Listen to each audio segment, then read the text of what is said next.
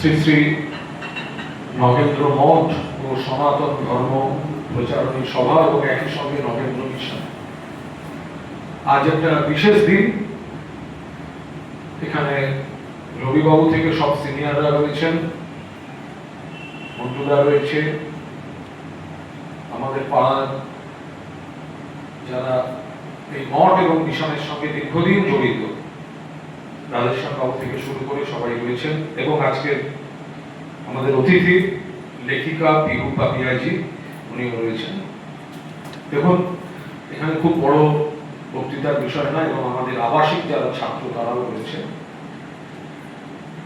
এমন একটা জায়গা,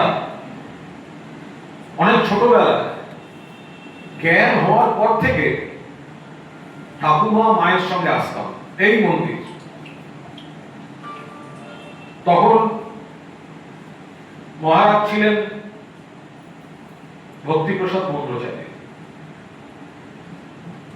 ওপরের কোণের ঘরে থাকতেন। তো আমার তো ধারণা সাধু সন্ন্যাসী নানা রকম সব বলবেন। আমি তখন ছোট, ঠাকুমা মারা আসতেন, আমি অবাক হয়ে দেখতাম মানুষটাকে ভালো লেগে গেল একেবারে বাল্যকালে। উনি আমাকে ধর্ম মঠ কোনোদিন বোঝাননি। জিজ্ঞেস করতেন ইংরেজি পড়ছো কিনা, অঙ্ক করছো কিনা, স্কুলে মন দিয়ে পড়ছো কিনা, এবং বললেন এখন তোমার কাছে মঠ হচ্ছে স্কুল, আর এই মঠে আসার বয়স তুমি নিজের থেকে আপনা আপনি বুঝতে পারবে। অদ্ভুত ভালো লাগতো মানুষটিকে। ফলে ঠাকুমা, মা বা পাড়ার যারা বড়রা, তাদের সঙ্গে সঙ্গে পরে আমাদের একটা তো যোগাযোগ এখানে থেকেই গেছে। আমি চিরকাল দেখে এসেছি এই মঠ, সব মঠকে শ্রদ্ধা করে বলছি, অনেক মঠ আছেন, এটা কোথাও একটা অন্যরকম পরিচিতি নিয়ে দাঁড়িয়ে আছে। এটা শুধুমাত্র দেবতার আরাধনা 100 বার হয়, কিন্তু তার সঙ্গে সঙ্গে একটা খুব স্পষ্টত জীবন দর্শনের রূপরেখা সামনে দেখিয়ে দেয়া, এটা হচ্ছে এই মঠের বৈশিষ্ট্য। মানে শুধু আমি পুজো এলাম, অঞ্জলি দিলাম, আমি তো দেবো, নিশ্চয়ই দেব, কিন্তু মহর্ষি নগেন্দ্রনাথ ভাদুড়ী মহাশয় যেভাবে গোটা বিষয়টিকে 134 বছর ভাবা যায়, এই মঠ 134 বছর। আমাদের এই রামমোহন রায় রোডেই মঠ আছে 1916 সাল থেকে। 1916 সাল থেকে। তো পরবর্তীকালে একেবারে বাল্য স্মৃতির পর তারপর দেখতাম আমাদের পাড়ার যারা সিনিয়র, মিস করছি আজকে পঞ্চুদাকে, সবিতাদের বন্দ্যোপাধ্যায়, আরো সবাই সবিতা, তারা আগলে রাখতেন। অমর চ্যাটার্জি আছেন, আরো সবাই যারা আছেন, আগলে রাখতেন। মঠটা যেন মঠই থাকে। নানা রকম টানাপোড়েন ছিল একটা সময়, কিন্তু এরা বুক দিয়ে আগলে রাখলেন। আর একটা কাজ করলেন, অনেক অতীতে এখানে আবাসিক ছাত্রদের যে ছাত্রাবাসটা ছিল, সেটা ওনারা আবার ফিরিয়ে আনলেন। অর্থাৎ মেধাবী ছাত্ররা দূরে থাকে, এই ছাত্রাবাসে থেকে তারা মঠের চর্চাও করে, আবার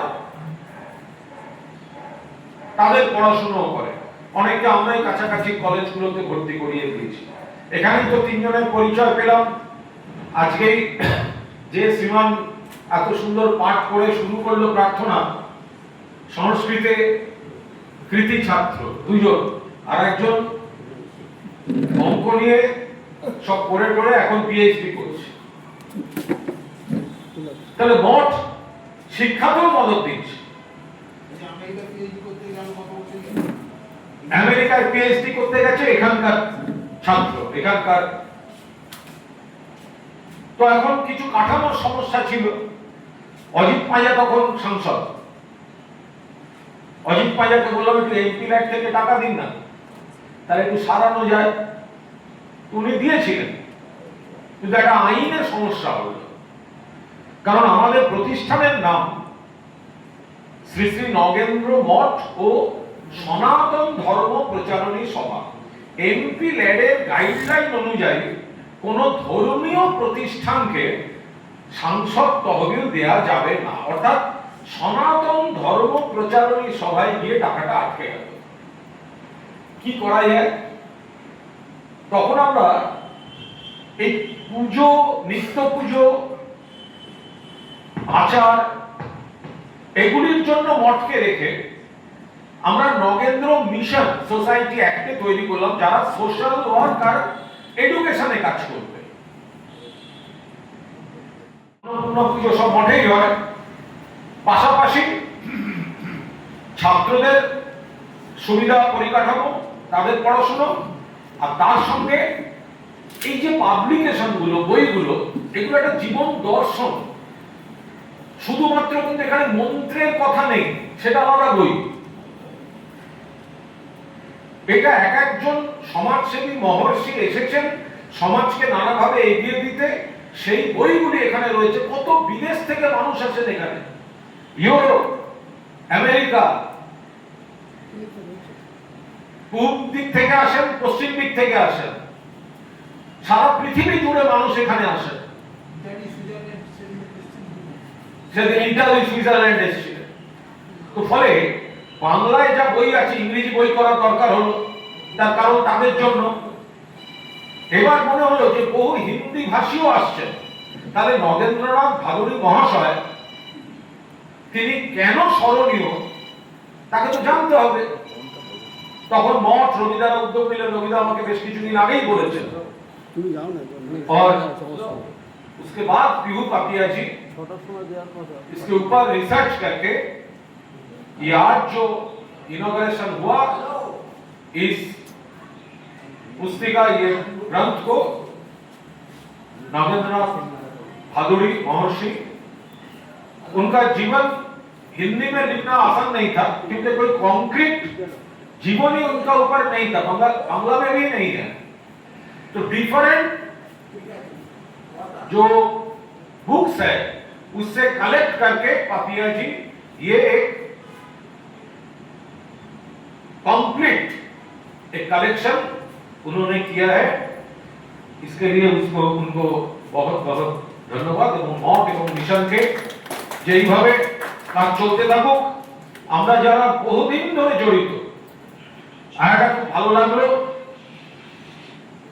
যে মঠটায় ছোটবেলা থেকে আসতাম, যে মঠের সঙ্গে আমার ঠাকুমা মায়ের স্মৃতি জড়িত, যে মঠের সঙ্গে আমার পাড়ার যারা আমার পরিবার হয়ে গেছিলেন, সবিতাদেব বন্দ্যোপাধ্যায় থেকে শুরু করে আরো যারা সিনিয়র, তারা জড়িত, যে মঠে আমি বিগত কয়েক বছর ধরে কখনো মঠ, কখনো মিশন সহসভাপতি বা বিভিন্ন পদে ওনারা আমাকে রেখেছেন, যদিও আমি কোনো কাজ করি না, কিন্তু ওনারাই সব করেন। খুব জরুরি দরকার পড়লে, যেখানে দরকার, সবসময় পাশে আছি। তা আমি বিধায়ক পদে দাঁড়াবার পর প্রার্থনা সবসময় ওনারা করেছেন, দেখা হয়েছে, আশীর্বাদ করেছেন যে ভগবানের আশীর্বাদে মানুষের ভোট নিয়ে তুমি জিতে আসবে। ফলে যে মঠে, যে আমি একেবারে ঠাকুমা মায়ের সঙ্গে নীল ষষ্ঠীর দিন শিবের মাথায় জয়ঢালতে ঢুকতাম, সেই মঠে দাঁড়িয়ে বড়রা আশীর্বাদ করে আমাকে বিধায়ক হওয়ার জন্য একটা ফুল দিচ্ছেন, এটা আমার কাছে খুব খুব খুব ভালো লেগেছে। আমি আবার বলছি, সবিতাদেব বন্দ্যোপাধ্যায়কে মিস করছি, বৌদি আছেন, কারণ মঠের সঙ্গে যে আমার ইনভলভমেন্টটা, এটা কিন্তু সবিতাদেব বাবুই করিয়েছিলেন।